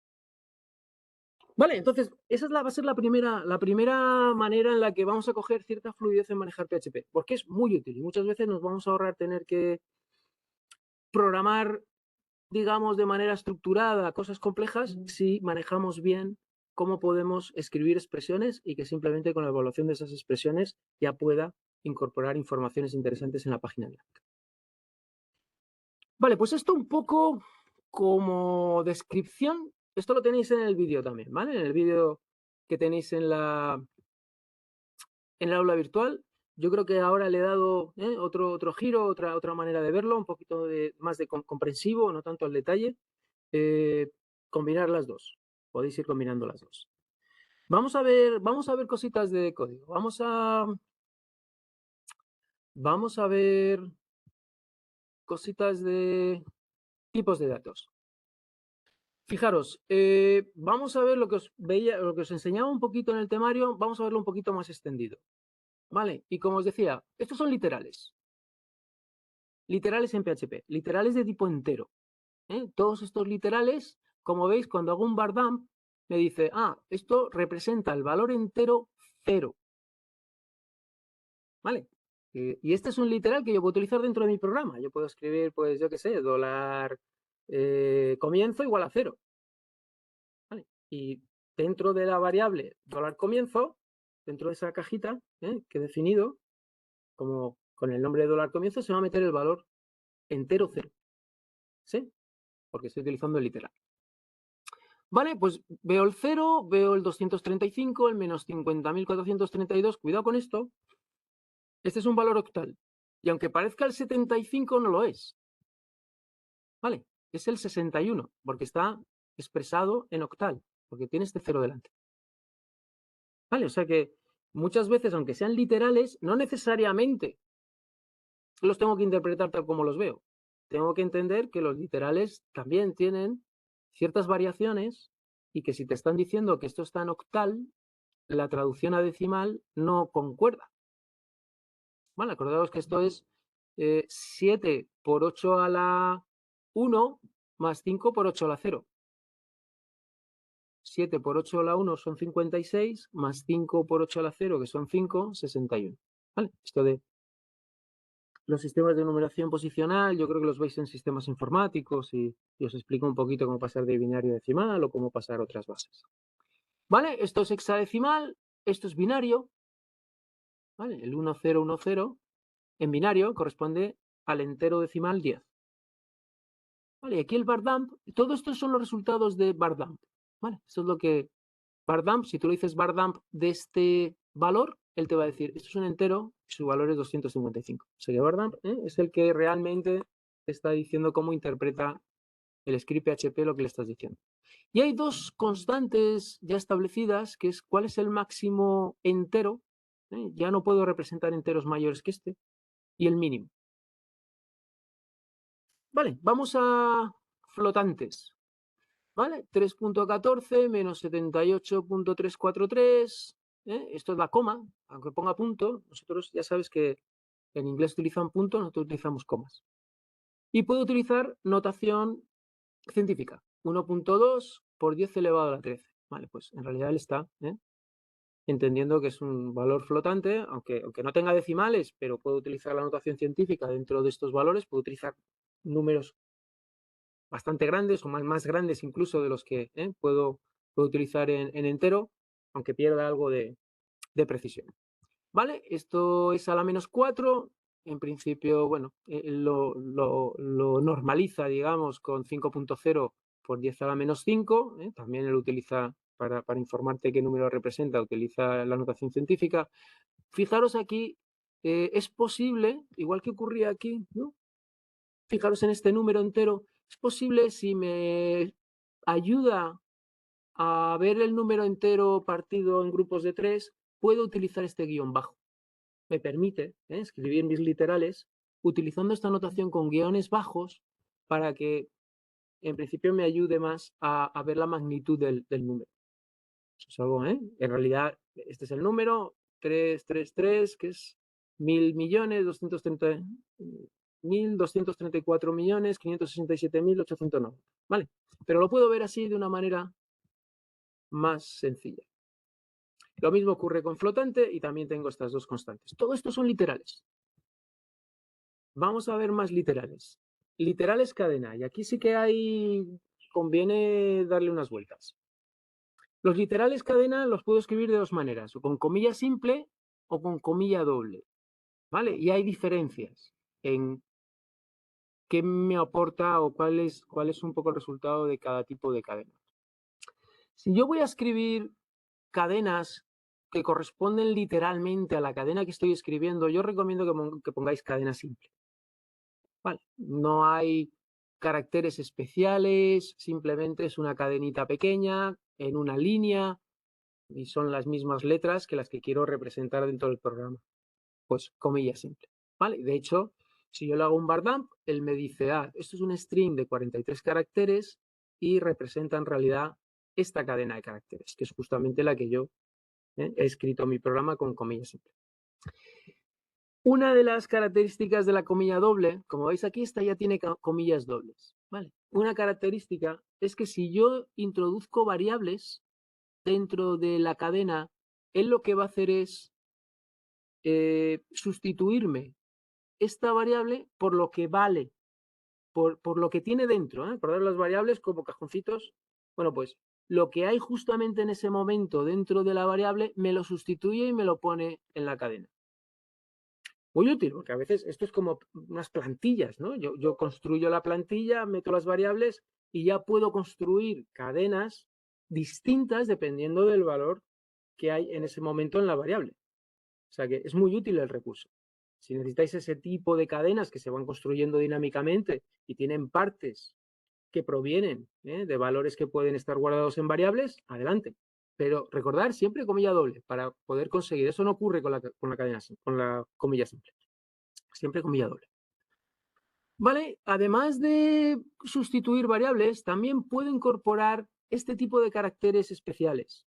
Un retorno de carro, un tabulador, barras invertidas, ¿vale? Entonces, ¿qué resulta de esta cadena con doble comilla? Bueno, pues como veis, ahora ya estoy trabajando con una cadena que tiene varias líneas, estos saltos de línea. Esos saltos de línea provienen de que he podido utilizar este barra n y este barra n. ¿Vale? O sea que con doble comilla puedo incorporar a la cadena estos caracteres especiales. Con la comilla simple no. ¿Sí? Entonces la comilla doble también a veces para estas cosas viene bien. ¿Qué es esto de la barra invertida? Bueno, para esto voy a volver al temario, porque quiero mostraros aquí el tema de escapar. Fijaros, aquí tengo una cadena con comilla simple, ¿vale? Lo más simple que os decía. Pero dentro de la cadena necesito meter otra comilla simple. Le dio pal pelo, quiero hacer aquí una contracción y quiero meter otra comilla simple, ¿no? Que me permita hacer esta contracción, escribir la contracción pal pelo. ¿Qué ocurre? Si tengo un problema, porque claro, si yo empiezo con comilla simple, que es parte de la sintaxis, si yo le meto aquí otra comilla simple, va a decir, bueno, pues la cadena es hasta aquí. He abierto aquí, cierro aquí. Él no entiende que en realidad esta comilla simple no es parte de la sintaxis, sino que es algo que está dentro de la cadena misma, ¿no? Es parte de los caracteres que quiero meter en la cadena.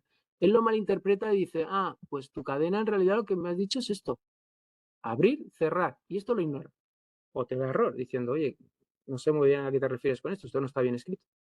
Entonces, para decirle a estas cadenas que en realidad tiene que escapar, se llama escapar, ¿vale? Ignora, digamos, la semántica o el significado sintáctico que tiene esta comilla, porque quiero que solamente tengas en cuenta que es un carácter más. No lo interpretes, ¿vale? Dentro del análisis que hace, no lo interpretes como el cierre de esta otra comilla simple, sino interprétalo pues como un carácter más que está dentro de la cadena. Y para eso pongo este carácter, esta barra invertida. Muy importante. ¿Vale? Muy importante. ¿Qué otra cosa puedo escapar dentro de las cadenas con comilla simple? Pues este mismo carácter de la barra invertida. Imaginaros que quiero construir una cadena que contenga la barra invertida. Él va a decir, ah, que ve una barra invertida, es porque se quiere escapar el carácter siguiente. Pero no, esa barra invertida no es para escapar nada, es que quiero que aparezca en la cadena. Quiero que la interpretes como un carácter. Entonces, también puedo escapar la misma barra invertida, con doble barra invertida, ¿vale? Si él encuentra que le pongo dos barras invertidas, se dice, bueno, esta barra invertida no la tengo que interpretar. O en realidad, lo que dice es, escápame, esta barra invertida siguiente, déjala, no la toques. No la interpretes como una intención de escapar el siguiente carácter, sino déjamela en la cadena porque quiero que aparezca una barra invertida, porque lo que quiero mostrar contiene ese carácter. Vale, así que eso es un poco el concepto de escapar. Y se escapa siempre con la barra invertida. En este caso, lo único que puedo escapar es la comilla simple, pero en este caso sí que puedo escapar más cosas, ¿vale? Puedo escapar el dólar, si es que quiero meter un dólar. Acordaros, vuelvo otra vez al código. Si yo en un momento dado... ¿Dónde estaba? Estaba aquí. Si yo en un momento dado, fijaros aquí con el dólar, si quiero que aparezca dólar nombre, sin que me haga la sustitución, tendría que escapar el dólar, diciendo, oye, este dólar no lo interpretes como que es una variable, o el comienzo del nombre de una variable, interprétalo como el carácter en sí dólar. Vale, entonces, ese tipo de escapes, a lo mejor es un poco lioso. Esto de las cadenas a lo mejor es un poco lioso, si tenéis dudas, como digo, o foro, o intentar vosotros también echar un vistazo a otras explicaciones que encontréis, incluida la que está grabada en la otra vía tutorial. Vale, vamos a ver más cosas. Puedo meter también literales que tienen varias líneas. Sin falta de meter estos caracteres especiales, también puedo introducir esto en mi programa y él lo reconoce como una cadena de varias líneas. Muy importante, si vosotros lo probáis en casa y utilizáis este tipo, le asignáis a una variable o directamente hacéis un bar dump de esta cadena, tener en cuenta que lo que se envía al navegador sería un texto con varias líneas. Cuando se carga en el navegador, el proceso de HTML tiene la peculiaridad de que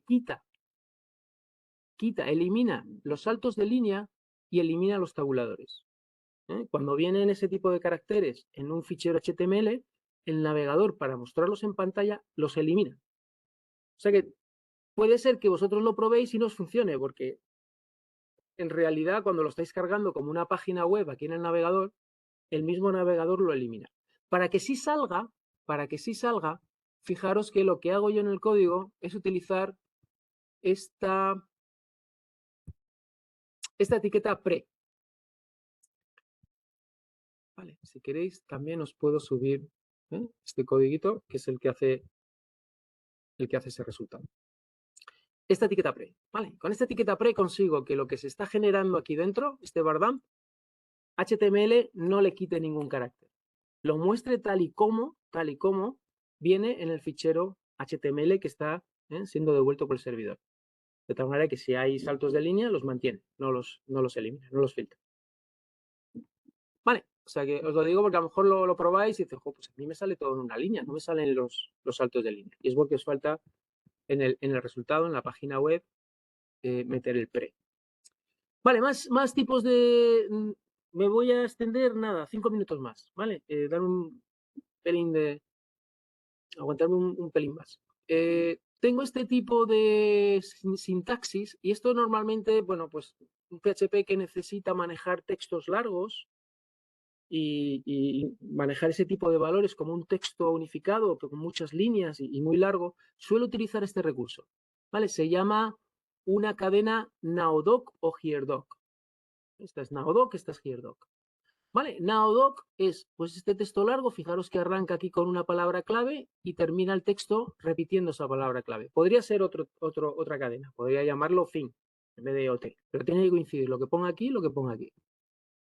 ¿Vale? Y básicamente os estoy mostrando lo que me da Bardamp y es justamente la misma cadena, ¿vale? Con los mismos caracteres especiales, con saltos de línea, etc. Como digo, textos grandes y tenéis que manejar textos grandes. Esta es la misma con HereDoc, lo único que aquí puedo meter variables. Es lo mismo que decíamos, con cadena simple no os va a trabajar el tema de las variables, con cadena doble sí que podéis tener variables y os va a hacer esa sustitución. Bueno, pues la diferencia entre NaoDoc y HereDoc es la misma. En HereDoc sí que vais a poder meter variables, en NaoDoc no tenéis esa posibilidad, simplemente cadenas fijas, estáticas y que no necesitan incorporar partes, digamos, que están almacenadas en variables. Vale, aquí otro ejemplo de camillas dobles metiendo distintas cosas. ¿Veis cómo aquí se escapa este dólar y entonces aquí aparece dólar variable? No aparece el valor dentro de la variable. No aparece lo que puede estar guardado dentro de esta variable, sino que como he escapado el dólar, él ya dice, bueno, pues en realidad esto lo que quiere es mostrar el dólar. El dólar es parte de la cadena. No me está indicando que lo que va a mostrar es una variable. Vale, y tengo Unicode, también puedo meter este tipo de emoticonos. Vale, también esto es un literal cadena en esta notación. Vale, y terminamos con los literales booleanos, son true y false, estos son los dos únicos literales, valores que muestran realmente lo que significan, true y false de manera literal, y el valor nulo, null. Vale, que os explicaba un poquito que tenía varios usos dentro del lenguaje. Vale, y esto más o menos, con esto cubro estos ejemplos de tipos de datos. Me falta hablaros de cómo PHP convierte unos valores en otros, valores de unos tipos a otros valores de otros tipos.